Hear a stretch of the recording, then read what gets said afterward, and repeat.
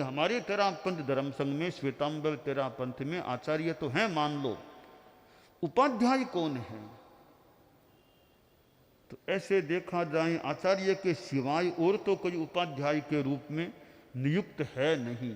और तेरापंथ के आज तक के इतिहास में मैं भूल न करूं कोई उपाध्याय बनाया भी नहीं गया। भिक्षु स्वामी से लेकर ठेठ आज तक किसी भी साधु या साध्वी को मेरी जानकारी के अनुसार किसी को भी उपाध्याय का पद दिया ही नहीं गया। भिक्षु स्वामी से लेकर आज तक की यही परंपरा है, उपाध्याय का ऑफिशियली घोषणा के रूप में कोई पद नहीं दिया गया। तो प्रश्न है कि हमारा धर्म संघ तो उपाध्याय विहीन, उपाध्याय से रहित ही है क्या? कोई उपाध्याय है ही नहीं, स्थान खाली पड़ा है क्या उपाध्याय का? तो ऐसे तो भी अलग से तो कोई उपाध्याय, आचार्य से सिवाय अलग से तो कोई उपाध्याय नहीं है। तो फिर तो इसका एक समाधान उत्तर यह है कि हमारे संघ में मानो कि आचार्य ही उपाध्याय के पद को उन्हीं में समाविष्ट है, अलग से नहीं है।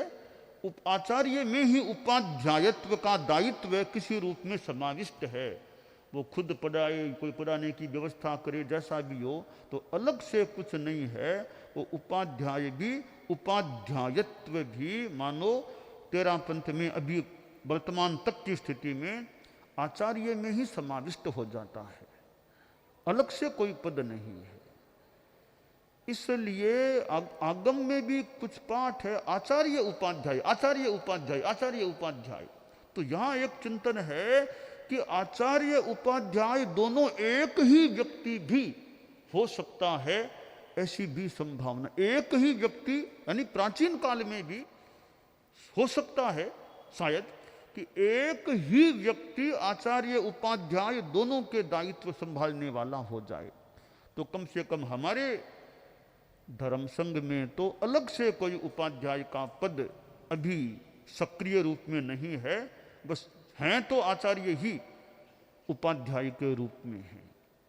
उपाध्याय का मुख्य काम है कि सूत्र का अध्यापन करना, ज्ञान दान करना, वो उनका काम होता है।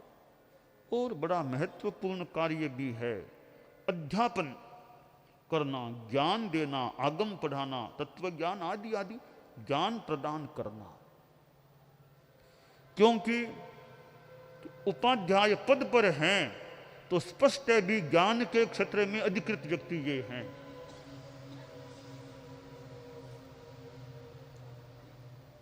तो हमारे यहां उपाध्याय बोलकर कोई अलग से किसी साधु को, किसी साध्वी को ऑफिशियली उपाध्याय के पद पर स्थापित आज तक नहीं किया गया है, ऐसी जानकारी के अनुसार बात है।